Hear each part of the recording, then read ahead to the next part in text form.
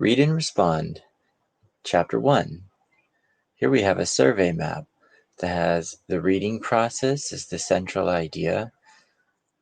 We've got two subcategories: how we learn, language, reading, two types of writing. With how we learn language, we've got listening, speaking, reading, writing. With reading, two types of writing, we've got narrative is one type, non-narrative is another type, and in narrative, there's visualization and story analysis. Each chapter will begin with a survey map, and each chapter begins with a short summary and some bullet points of some things to learn. The way we learn language has a great deal to do with the reading process. We need to know some language before we can read, but also learn language by reading. The information in this chapter will help you understand the process of learning language, understand the important role of reading in that process, understand benefits of identifying the type of reading before you read. With the main category, how we learn language. Most people learn language in the following order: first listening, second speaking, third reading, and fourth writing. So here they're giving us the order in which people learn language: listening, speaking, reading, and writing. In other words, a newborn baby first hears language, then tries to imitate it by speaking. This is accomplished quite easily and naturally for most people, and youngsters talk and understand their native language fairly well at only 2 to 4 years of age. Think about it. Children who've never been to school, never completed homework, they have language skills.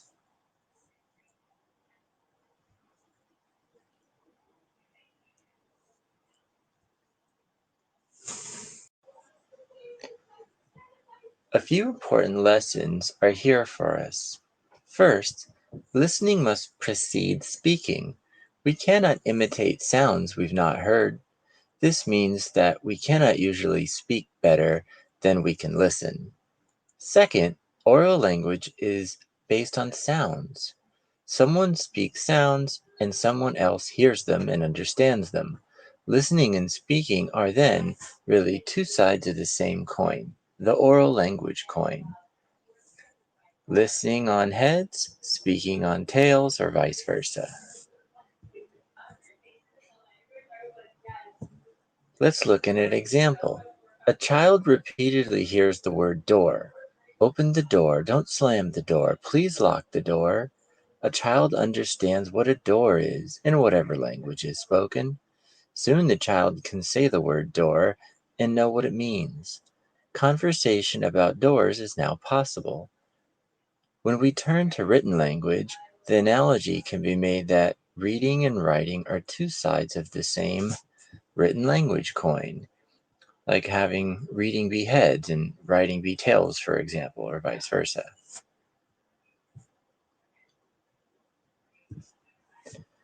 When something is written, it is put down in code, written symbols that we call letters. The reader then decodes or reads them. Again, some important lessons are learned here. Just as in the analogy about listening and speaking, we cannot usually write better than we can read. When we read, we see the letters that represent the sounds of the language and connect the sounds and symbols. When writing, we must make the symbols that represent sounds. In the example used above, a reader must connect the sound of door to the 4 letters that represent this sound in English. We also must realize that reading and writing are more difficult for most people.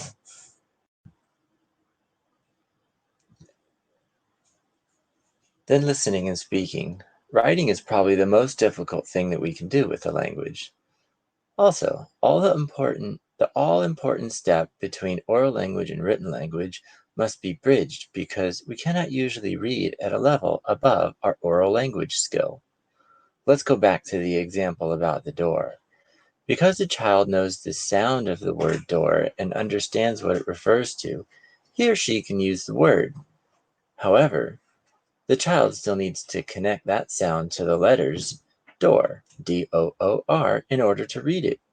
Finally, the child must write the 4 letters in door, D-O-O-R, so that someone else can read it. The process for learning language can be diagrammed this way.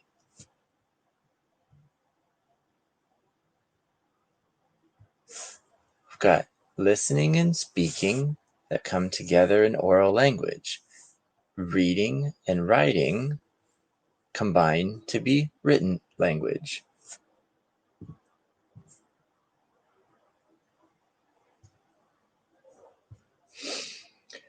This information may sound very technical, but it is helpful to understand the demands placed upon you to read and write.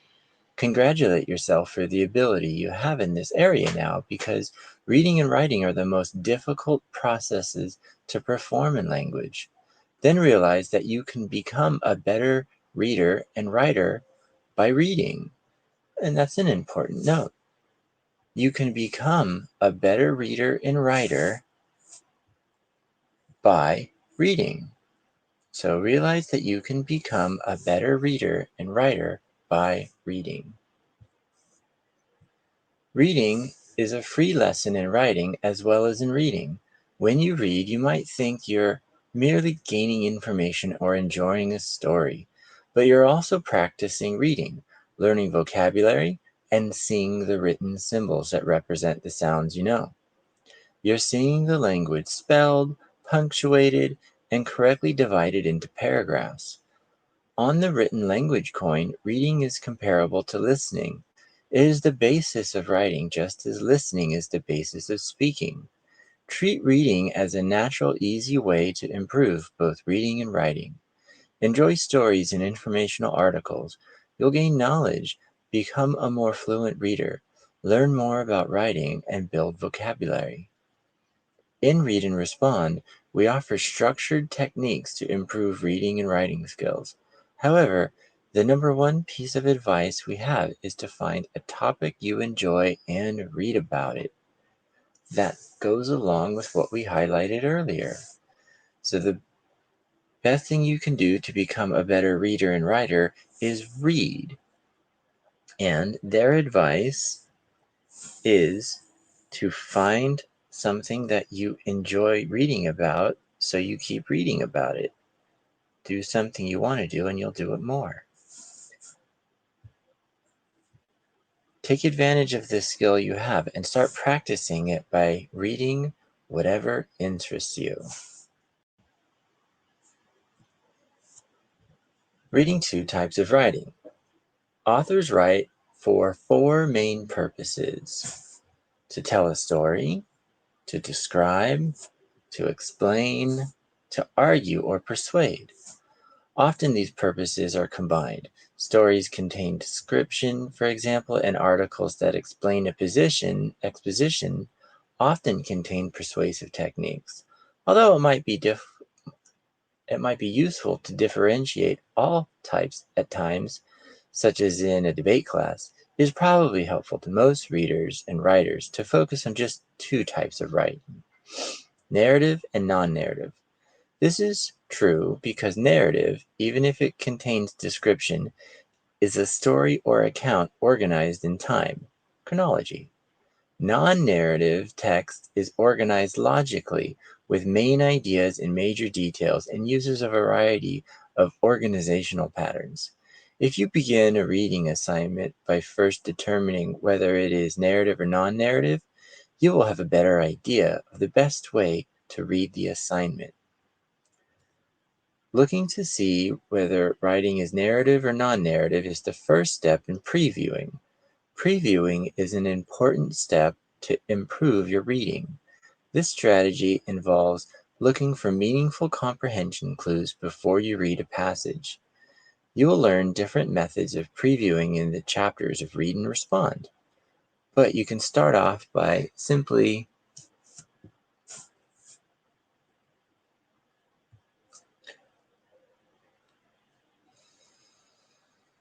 But you can start off by simply determining whether you have narrative or non-narrative material to read.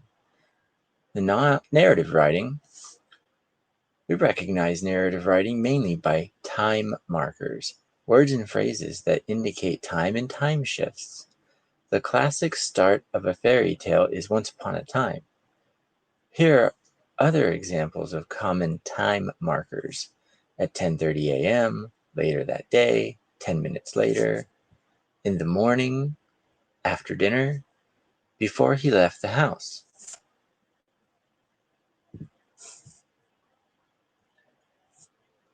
So here we have our first example, and it is noted as example 1.1. So chapter 1, example 1. Notice the time markers that are in bold-faced type in the following paragraph. When I was 16 years old, Patrick Olson asked me out on a date.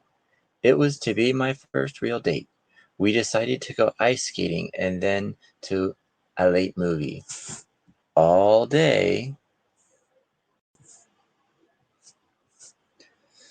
long, my mom helped me get ready for the big date. However, when Patrick arrived at 6 o'clock sharp, my dad was not there to ask him questions about where we were going and what time he would have me home. It's not that Dad did not want to be there, he just lived too far away. Comment. The references to time, as well as the information given, make it clear that this is a narrative paragraph. Sometimes what appears to be a narrative in your initial preview is just a narrative lead-in to a non-narrative essay. For example, read the following textbook selection and notice that it begins with a narrative. However, in the last paragraph, there is a shift to a non-narrative essay.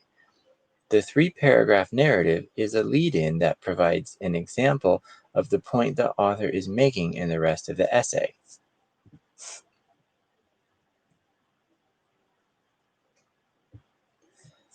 So here's our second example. We've got example, chapter 1, example 2. David Hoffman and Kathleen McKinney met in the first grade in 1930 in Detroit, Michigan. David's family was one of the few Jewish families in Detroit. Kathleen came from a large Irish Catholic community. David's parents, Joseph and Ida, emigrated from Germany in 1928 and joined a small community of immigrant Jews who were active in the Beth Israel congregation. Joseph financially provided for the family and Ida took care of the home. Kathleen's family was active in St. Mary's Catholic Church, but she attended Jefferson Memorial Elementary School, the same school David Hoffman attended. During high school, Kathleen and David started dating.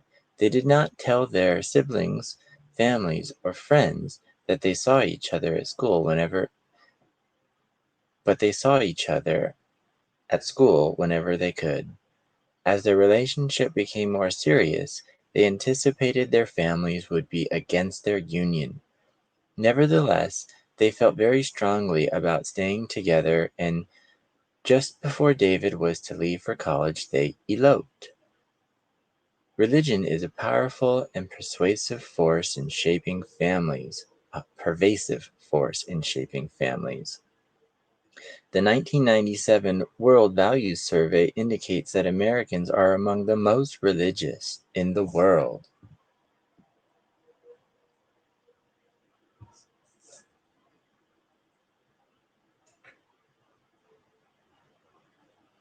Over 90% of Americans indicate some religious identification.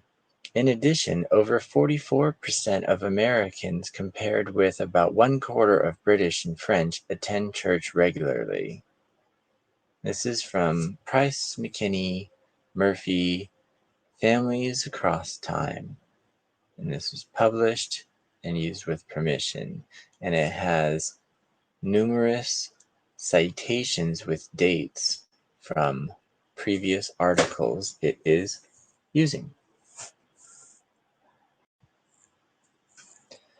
Comment.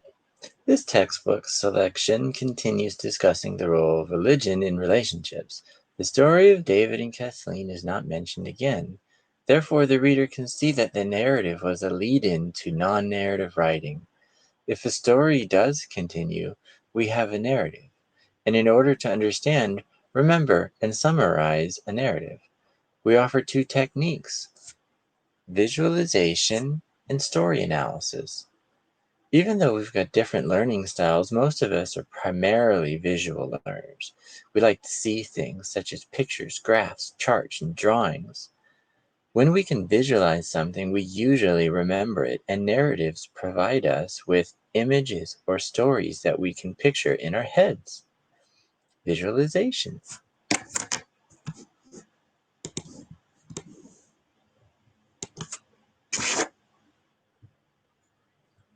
One way to remember details of a story is to visualize scenes or play a movie in your mind.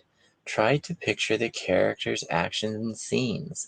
The author often gives visual clues, height, weight, hair color, etc., that you can put all together in an image. In an image you will remember. Also, picture the characters doing something: running, working, driving a car, speaking, whatever the author says they're doing at the time.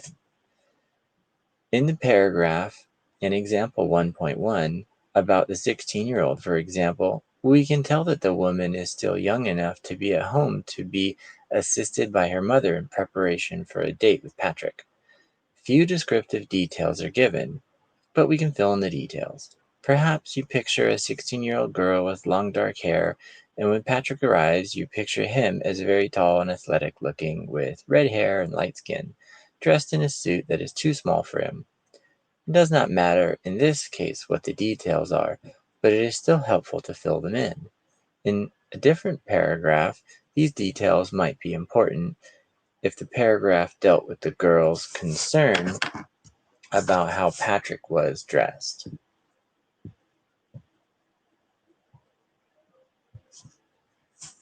For example, then your images would be crucial. What is important to visualize in this instance is the mood of the narrator. She calls it a big date, indicating that she's excited about the evening and she seems to enjoy the support of her mother.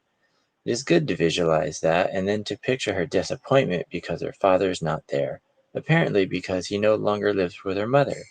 It also appears that the girl has a good relationship with her father.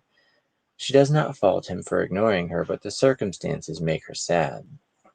And now we have story analysis. Stories, narratives, have structural parts that can be analyzed.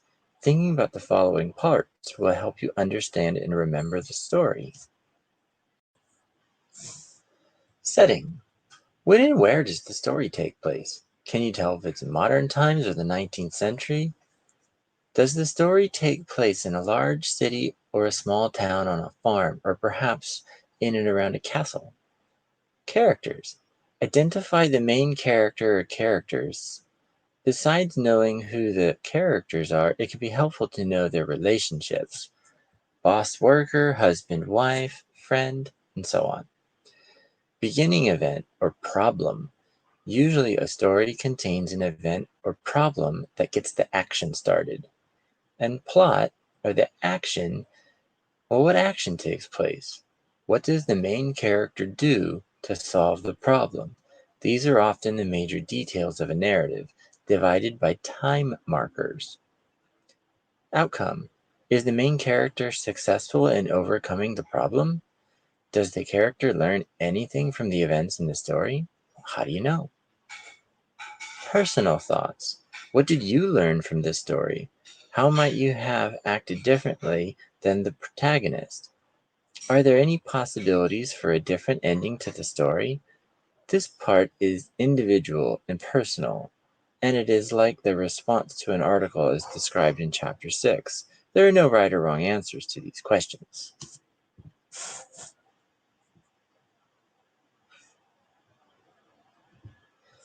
So now instead of an example, we have a model. So we've got our Chapter 1, first model, number 1 model, the parts of a narrative. Read the following short story. It's an adaptation of a fable attributed to Aesop, a Greek who lived in the 5th century BC. Then read the comment on how this story might be analyzed.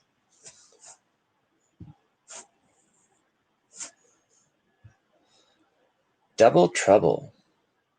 In his downtown office, Harry Gordon finished his work for the morning and decided to take an early lunch. He took the elevator down to the parking garage and got in his new shiny Corvette. He seems a happy man when he arrived at his favorite restaurant. Meanwhile, things were not going so well at home, for Harry had two wives. It was legal to have two wives in Harry's time and place, and his wives got along well. However, there was one problem. One wife was older than Harry was, and one was quite a bit younger. This young wife, Diana, wanted Harry to look young and handsome, but Gloria desired her husband to look dignified and mature, a perfect match for the woman she thought she was. It was hard to tell Harry's age. He had a full head of hair and kept fit by exercising at a fitness club. However, gray hairs were creeping into his otherwise dark brown hairdo. Gloria thought to herself, maybe I can streak some silver into his hair when he is asleep, or maybe even pull out some darker ones without him knowing it. He's a sound sleeper, and I'll pull just a little at a time.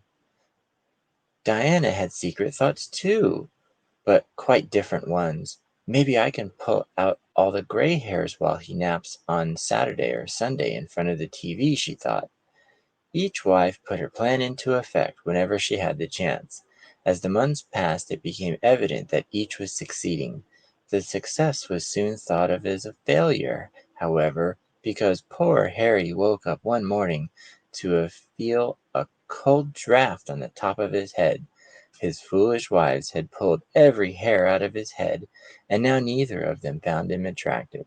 Harry was obviously not pleased with either of his wives.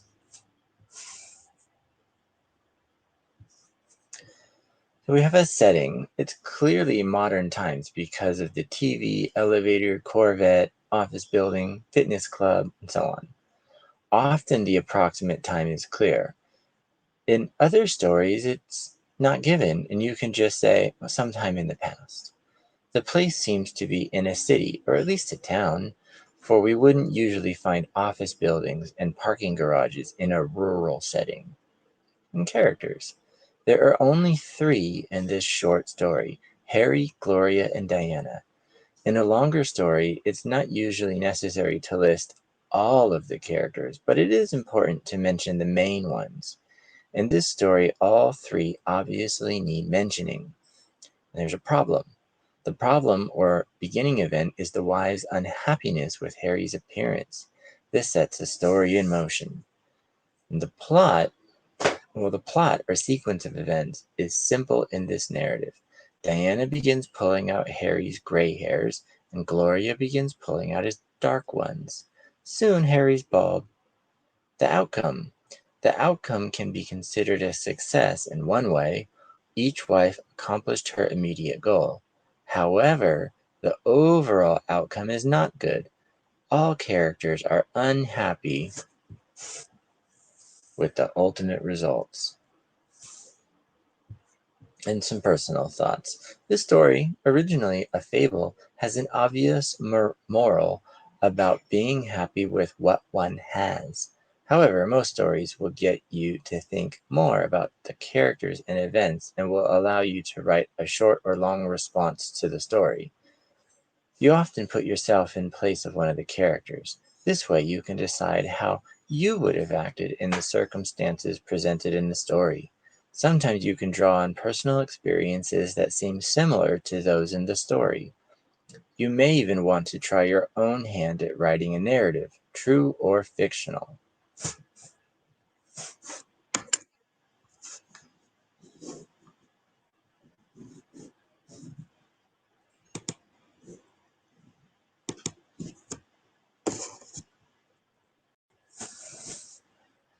To sum up, try to determine if you're reading a narrative.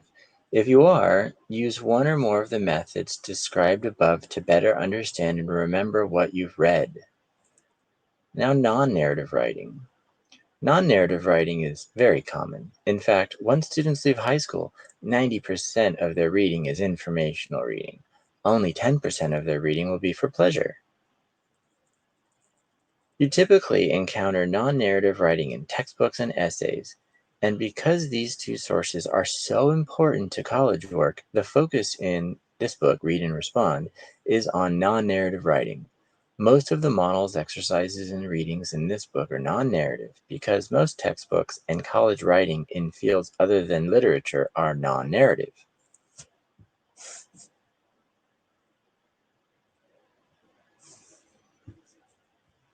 Unlike narrative writing, non-narratives are usually difficult to visualize or analyze using the techniques discussed above.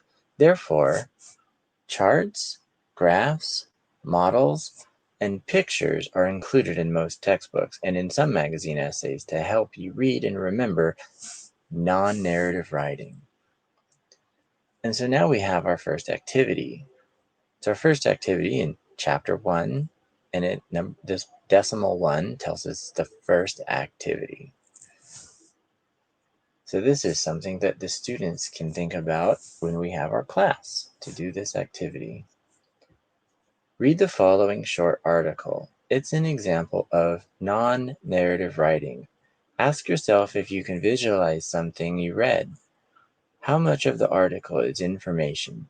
Work in groups of 3 or 4 classmates to discuss ways to remember non-narrative information if you cannot visualize it. The title is Summer Sun Safety.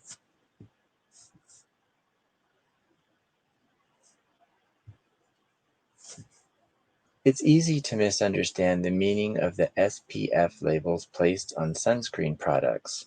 SPF stands for Sun Protection Factor and refers to the amount of extended sun protection a product will offer.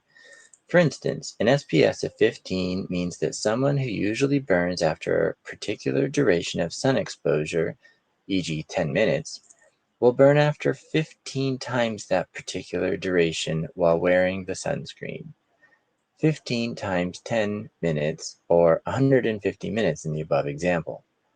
It's important to realize that reapplying sunscreen does not add prolonged duration of protection. If someone who burns after 10 minutes of sun exposure applies an SPF 15 sunscreen, reapplication of the sunscreen after 150 minutes will not offer additional protection. Parents are sometimes advised not to use sunscreen on infants, but many dermatologists consider this recommendation a little misguided. The truth is that sunscreens have not been tested on small children, so nobody can vouch for their safety or efficacy. Conversely, there is little to suggest the actual application of sunscreen is unsafe for infants. The trouble starts when parents apply sunscreen believing their infants are fully protected from the sun. Parents should use protective clothing as the main safeguard against sunburn, with sunscreen applied to exposed areas. Parents also need to realize that infants can get a sunburn even while in the shade because they are so much more sun sensitive than older children and adults. The zinc-based sunscreens appear to be well tolerated by most everyone and are thus a good choice for infants and small children. Whether or not sunscreens with a sun protection factor (SPF) is greater than 15 offer more protection is controversial, but there's no harm in using a higher SPF. And this was reprinted from Karen Benjamin, Summer Sun Safety and Parenting Exchange.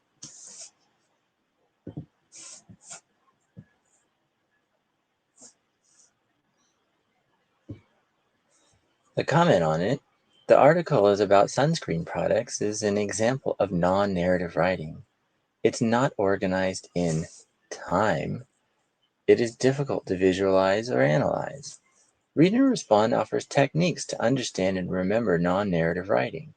These techniques focus on determining the main idea and the major details of the author and on the writing them down so that you don't forget them. In chapters 3, 4, and 5, you'll be guided step by step through this process. In chapter 6, you'll have a chance to reply to the authors, giving your opinion of their ideas. In this way, you can further practice your writing skills as well as your reading skills. And at the end of every chapter is a self-check review. And these are the questions you'll always be asked to do to help you make sure you understood what the chapter was trying to teach you. So let's take a look at what these questions are. 1. In what order do people usually learn language? 2. What is the best thing you can do to improve your reading ability? 3. How is narrative writing organized? 4. How is non-narrative writing organized? 5. What are 2 techniques to understand and remember narrative writing? 6.